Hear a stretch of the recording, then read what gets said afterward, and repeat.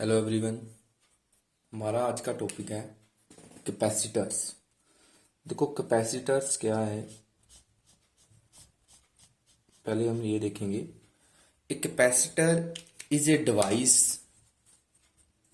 For storing a large quantity of electric charge.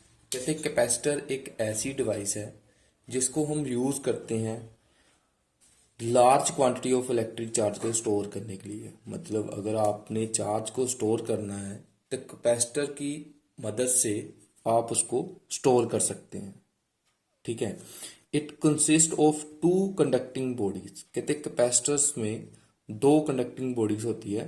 Conducting bodies जैसे आप दो plates ले लें, ठीक है, जैसे ये दो प्लेट्स हैं तो ये आप कैपेसिटर मान सकते हो। इसी तरफ से आप सिलेंड्रिकल बॉडी भी ले सकते हो, दो कंडक्टिंग बॉडीज को सिलेंड्रिकल फॉर्म में और स्फेयर फॉर्म में भी ले सकते हो। ठीक है। जो कि ये दोनों बॉडीज जो आप ले रहे हो, जैसे कैपेसिटर जो है प्लेट्स फॉर्म में भी हो सकते हैं, सिलेंडर फॉर्म में भी हो सकते हैं, स्फेयर फॉर्म में भी हो सकते हैं, जो कि सेपरेटेड होंगे नॉन कंडक्टिंग मीडियम से। ठीक है। कोई ऐसा मीडियम होगा इनमें जो नॉन कंडक्टिंग मीडियम होगा। ठीक है। तो ये तो आपने पढ़ लिया, कैपेसिटर को हम चार्ज स्टोर करने के लिए यूज करते हैं। लेकिन बेसिकली अगर आप कैपेसिटर अगर बोलें तो हम अपनी डेली लाइफ में कैपेसिटर कहाँ पर यूज करते हैं, वो अगर आपको कॉमन एग्जांपल बताई जाए, कौन सी कॉमन एग्जांपल है यहाँ पर आप कैपेसिटर यूज करते हो, तो आप सभी ने अपने घरों में जैसे फैन में एक वाइट सेल देखा होगा। ठीक है। जो सिलेंड्रिकल फॉर्म में होता है वाइट सा सेल, तो उसको आप कंडेंसर भी बोलते हो। ठीक है। उसको हम कंडेंसर भी बोलते हो। तो उस कंडेंसर को ही हम कैपेसिटर कहते हैं। कैपेसिटर भी बोल सकते हो और कंडेंसर भी बोल सकते हो। वो फैन में हम जो सेल लगाते हैं वाइट, वो चार्ज स्टोर करने के लिए लगाते हैं, वो एक कैपेसिटर है। आपने डेली देखा होगा अपने घर, अगर आपने कभी फैन में अगर देखते हैं तो हम अगर फैन आपका धीरे चले तो सभी बोलते हैं भी अगर इसका सेल चेंज कर दिया जाए, इसका कंडेंसर चेंज कर दिया जाए तो इसकी स्पीड जो है वो इंक्रीज हो जाएगी। ठीक है।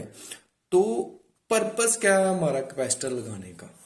पर्पस मीन्स कि हम कैपेसिटर क्यों यूज करें। अगर फैन में भी हमने कैपेसिटर लगाया है, चाहे हमने पढ़ लिया कैपेसिटर जो है चार्ज स्टोर करता है, लेकिन चार्ज स्टोर करने के पीछे उसकी वजह क्या है, वो हम फैन में क्यों लगाते हैं। ठीक है। कैपेसिटर ये हम देखते हैं।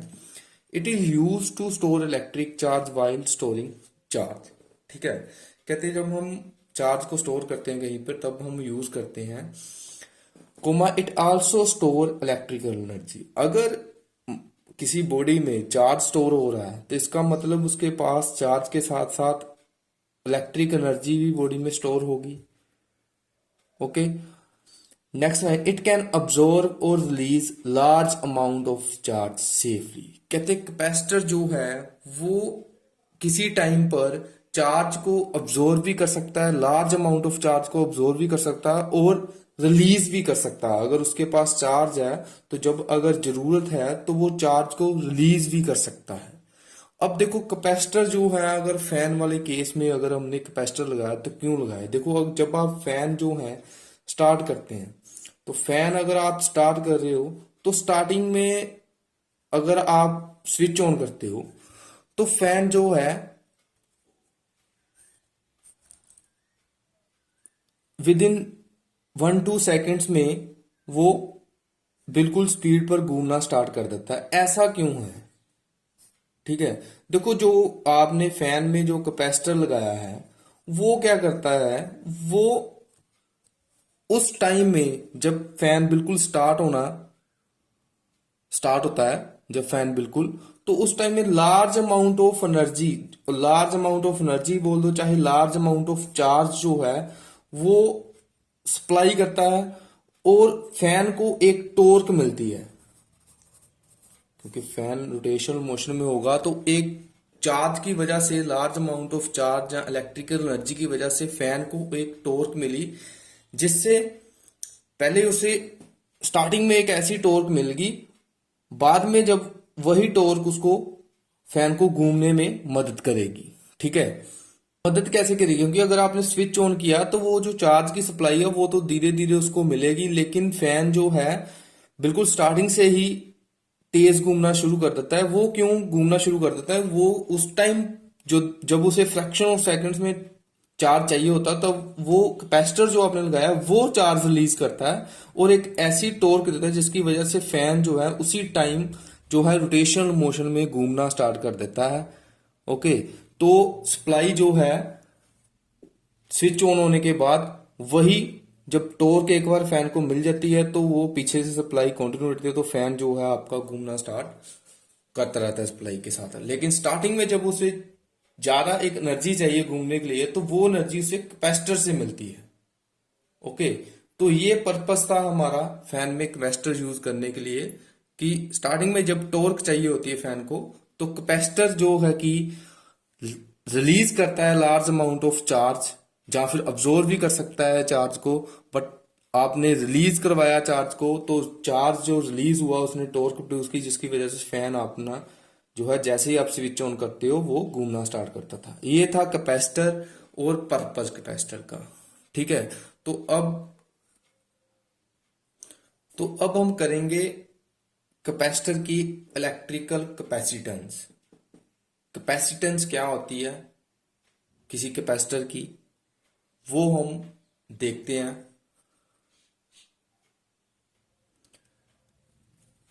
देखो कैपेसिटेंस क्या है, the ability of a conductor to store electric charge. कहते किसी कंडक्टर की एबिलिटी चार्ज को स्टोर करने की, किसी कंडक्टर की एबिलिटी चार्ज को स्टोर करने की, उसको हम बोलेंगे इलेक्ट्रिकल कैपेसिटेंस।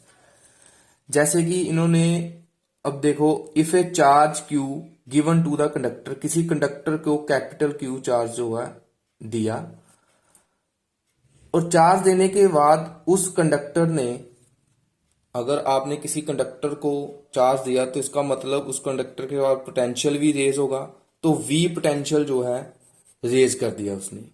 ठीक है, वहां पर पोटेंशियल जो है वी रेज हो गया, तो चार्ज जो है डायरेक्टली प्रोपोर्शनल वी के हो गया। जितना आपने चार्ज दिया उतना पोटेंशियल जो है कंडक्टर में रेज हो गया। ठीक है, कंडक्टर के पास पोटेंशियल जो है किसी पॉइंट पर रेज कर गया।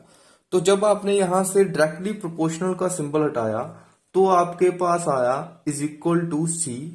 सी जो है एक कांस्टेंट है जिसको आपने बोला इलेक्ट्रिकल कैपेसिटेंस, जो कि एबिलिटी बताता है चार्ज की स्टोर होने की किसी कंडक्टर में। और यहां से अगर आप सी की वैल्यू निकालते हो तो सी की वैल्यू आपके पास आई, मींस कैपेसिटेंस की आपके पास जो फार्मूला बना वो क्यू ओवर बी बना, तो ये वाला वी इसके नीचे आएगा और ये बन गया क्यू ओवर वी।